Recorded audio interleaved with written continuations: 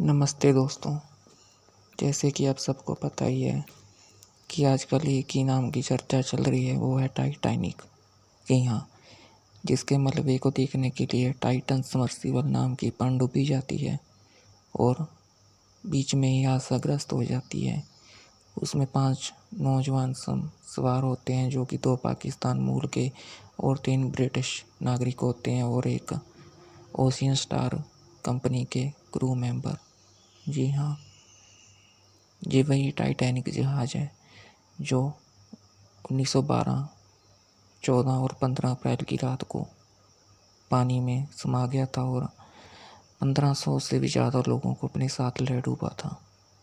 जी हाँ, टाइटैनिक जो अपने आप में एक बहुत बड़ा रहस्य बना हुआ है आज तक, जिसको बनाया था the white star line company ने, जिसका निर्माण 2010 में शुरू हुआ था। लगभग 3 साल की मेहनत के बाद और करोड़ों रुपये की मदद से उस समय में और 3000 मजदूरों की सहायता से 1912 में बनकर तैयार हुआ था टाइटैनिक। जी हाँ, टाइटैनिक जो 5 मंजिला इमारत की तरह उस समय बनाया गया था और जिसकी लंबाई थी, जी हाँ, जिसकी लंबाई 3 बड़े बड़े फुटबॉल के मैदान में लाकर बनती थी। और अगर इसकी ऊंचाई की बात करें तो आज के ज़माने में जो 20 और 25 मंजिली इमारतें होती हैं, उतनी होगी दोस्तों। अब आप खुद ही अनुमान लगा सकते हैं कि कितना बड़ा और कितना चौड़ा ये जहाज़ था। इसके ऊपर 3 चिमनियाँ थीं। चौथी चिमनी इसकी सजावट के लिए लगाई गई थी। इसमें ए क्लास, बी क्लास और सी क्लास 3 कैटेगरी रखी गई थी। एडवर्ड स्मिथ, जी हाँ, जो इसके कैप्टन थे, 1912 12 अप्रैल दोपहर 12 बजे से साउथहैम्पटन से न्यूयॉर्क सिटी का जो इसका फर्स्ट टूर तय किया गया था। हालांकि टूर तय करने से पहले इसका एक ट्रायल लिया गया था दोस्तों, जो 2 घंटे का था। उस ट्रायल के दौरान ही इसके इंजन में एक साइड में आग लग गई थी। कंपनी ने और क्रू मेंबर ने ये बात सबसे छुपा के रखी, क्योंकि उसी दिन 12 बजे इसकी पहली समुद्री यात्रा स्टार्ट करनी थी। टिकटें बिक चुकी थीं और टिकटें रिफंडेबल भी नहीं थी। पैसेंजर बहुत खुश थे।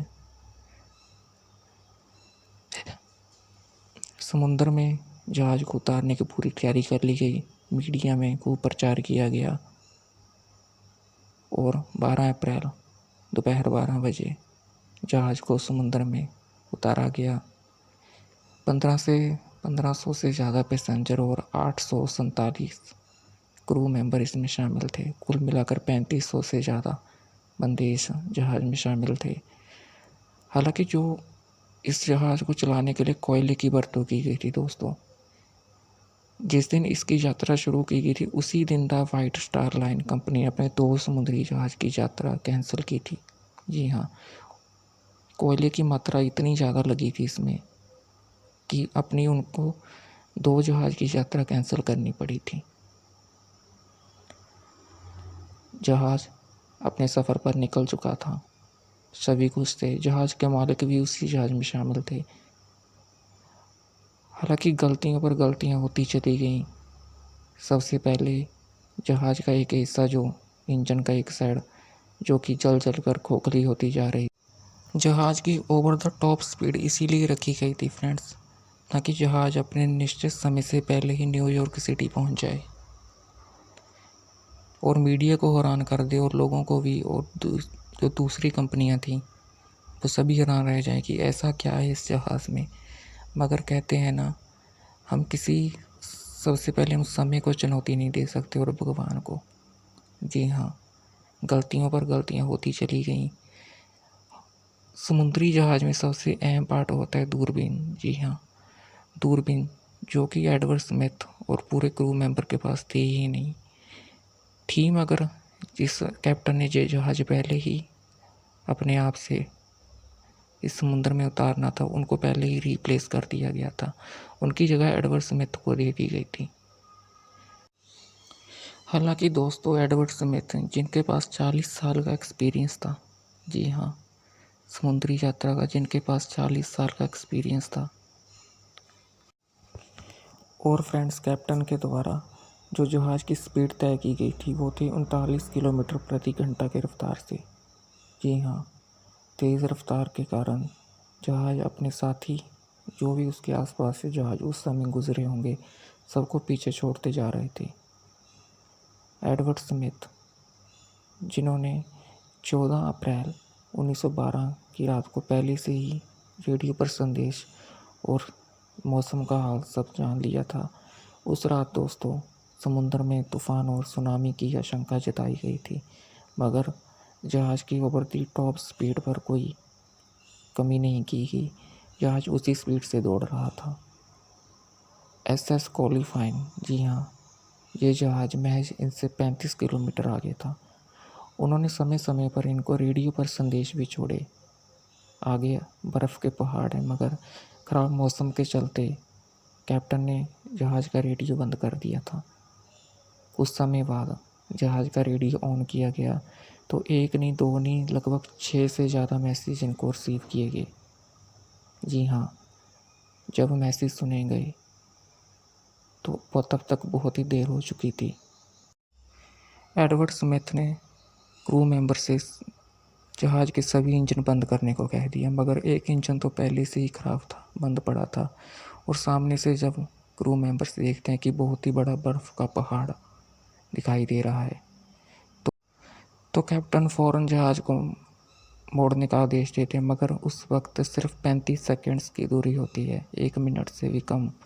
जहाज़ बर्फ़ के पहाड़ से टकरा जाता है और टकरा कर एक साइड से मुड़ जाता है, और टकराता भी उस साइड से है जिस साइड में पहले ही आग लगने के कारण इंजन बंद पड़ा था। जी हाँ, जहाज़ वहीं से खोखला पड़ा था और वहीं से पानी भरना शुरू हो गया जहाज़ में, और कैप्टन को पता चल गया था कि अब जहाज़ डूबने ही वाला है। मगर तब भी इनके पास पूरे 2 घंटे पड़े थे दोस्तों। कहते हैं ना, डूबते को तिनके का सहारा ही काफ़ी होता है, मगर इनके पास तो पूरे 2 घंटे थे। जी हाँ, 120 मिनट। जब जहाज़ में अफड़ा तफड़ी मच गई, पानी भरना शुरू हो गया। हालांकि तब भी इनको यकीन था, कैप्टन को और जहाज़ के मालिक को, कि जहाज़ नहीं डूबेगा, क्योंकि जहाज़ ये कहकर लॉन्च किया गया था ये कभी ना डूबने वाला अनसिंकेबल जहाज़ है। धीरे धीरे पानी लगातार बढ़ता गया। हालांकि दोस्तों लाइफ बोट्स, जी हाँ, हर जहाज़ में मौजूद होती हैं। अगर टाइटैनिक की बात करें, इसकी लंबाई और चौड़ाई के हिसाब से इसमें 65 लाइफ बोट्स होनी चाहिए थी, मगर उस वक्त इसमें सिर्फ 20 लाइफ बोट्स थी। जी हाँ, किसी भी छोटे से छोटे जहाज़ में भी कम से कम 40 लाइफ बोट्स होती हैं। सबसे बड़ी गलती थी इस जहाज़ की। हालांकि जब उस लाइफ बोट्स में पैसेंजर्स को उतारने की बारी आई तो सबसे पहले ए क्लास वालों को पहल दी गई। जी हाँ, अगर हम देखें तो एक लाइफ बोट में कम से कम 65 बंदे आराम से उतर सकते थे, मगर नहीं, हर बहुत सी लाइफ बोट्स ऐसे खाली ही उतार दी गई पानी में, आधी से भी कम भरी हुई थी। जो उसी अफड़ा दफड़ी में 2 घंटे, जो कि बहुत बड़ा समय था दोस्तों, 20 बोट्स थी, 1300 पैसेंजर आराम से उतर सकते थे अगर एक बोट में 65 बंदे भी उतरते तो, मगर नहीं। एसएस क्वालिफाइन, जी हाँ, एडवर्ड स्मिथ और क्रू मेंबरों ने बहुत से लोगों से मदद मांगी, मगर जहाज़ में लगातार पानी भरने के कारण शॉर्ट सर्किट हो गया और जो जहाज़ की बिजली थी वो पूरी तरह बंद हो गई। अब जहाज़ में लगातार पानी भरता चला गया। हालांकि किश्ती कम होने के कारण, लाइफ बोट्स कम होने के कारण, जो और उनमें से भी बच्चे और लेडीज़ें थीं। जी हाँ, बच्चों और लेडीज़ों को ही उतारा गया उन लाइफ बोट्स में, और उससे आगे जहाज़ में शॉर्ट सर्किट होने की वजह से, लगातार पानी भरने की वजह से, ना तो लाइफ बोट्स थी और ना ही कोई मैसेज भेज सकते थे वो हेल्प के लिए। हालांकि कुछ मैसेज भेजे भी गए थे, तब तक बहुत ही देर हो चुकी थी। उसके बाद का जो सीन था, जहाज़ का एक साइड इतना भारा हो गया था दोस्तों, एक साइड पर पानी भरता जा रहा था, जहाज़ बीच में ही टूट गया।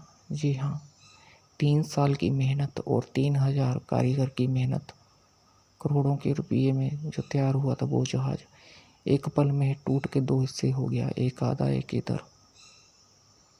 इधर से भी डूब गए लोग जो बीच में थे, जो पोर्ट्स में थे वो तो डूबे ही डूबे। हालांकि 300 से ज़्यादा कुछ लोग ही बच पाए उस हादसे में। और जो इसके सर्वाइवर्स थे, जो लोग बच पाए थे, उनके इंटरव्यू आज भी हम यूट्यूब पर देख सकते हैं। कहते हैं ना दोस्तों, समय गुजर जाता है मगर अपनी यादें छोड़ जाता है, कुछ जख्म छोड़ जाता है। जो टाइटन नाम की पनडुब्बी समुद्र में उतारी गई थी, महज 12 फुट लंबी पनडुब्बी। अब खुद ही देखिए दोस्तों, समुद्र कितना गहरा है, कितने 1000 फीट नीचे उसका मलबा पड़ा है टाइटैनिक का। उसको देखने के लिए एक पनडुब्बी जाती है जिसमें 96 घंटे की गैस ऑक्सीजन होती है।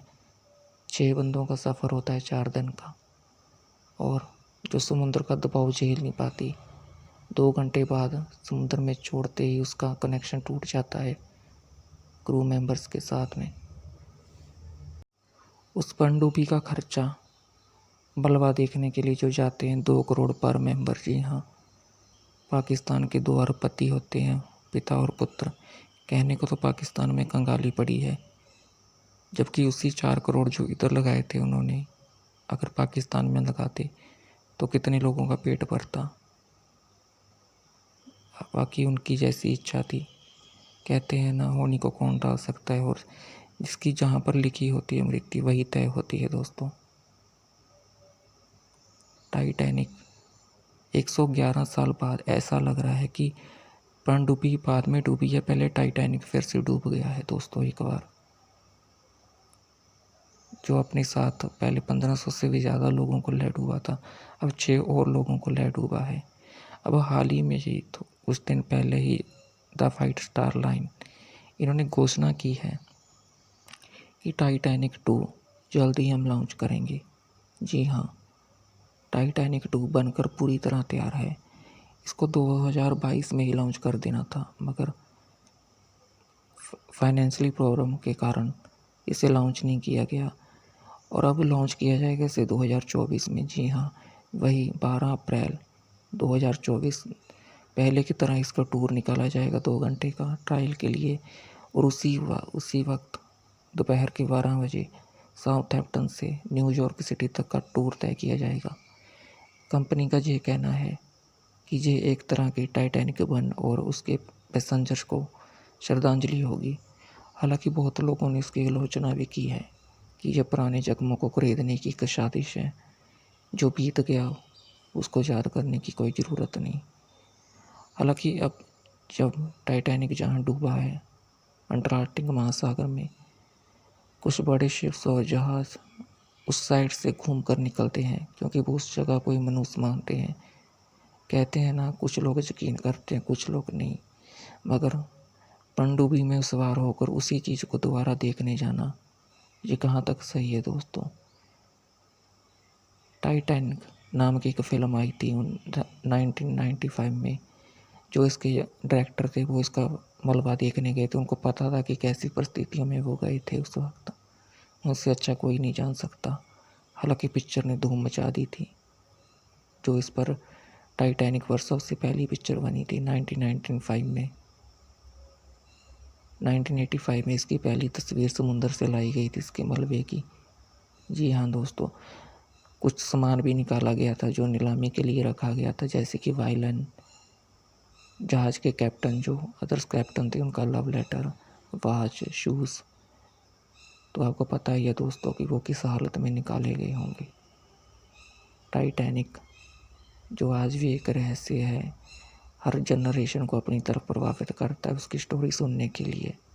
जी हाँ, और इसी पनडुब्बी में जो इसके चालक थे, मेन चालक थे, अगर हम उनकी बात करें, अगर आपने टाइटैनिक फिल्म देखी होगी तो उसमें एक बुजुर्ग जोड़ा होता है जो डूबते जहाज़ में अपने आप को बेड पर ही पकड़ के रखता है, उस पल को जीते हैं। उनकी जो पड़पोती थी वो इसी चालक की वाइफ थी। जी हाँ, और जेम्स भी था टाइटैनिक और टाइटैन के बीच। जी हाँ, अब हम उन सब पैसेंजर जो 1500 से ज़्यादा क्रू मेंबर्स के साथ में थे और पनडुब्बी वाले सभी को श्रद्धांजलि देते हैं दोस्तों।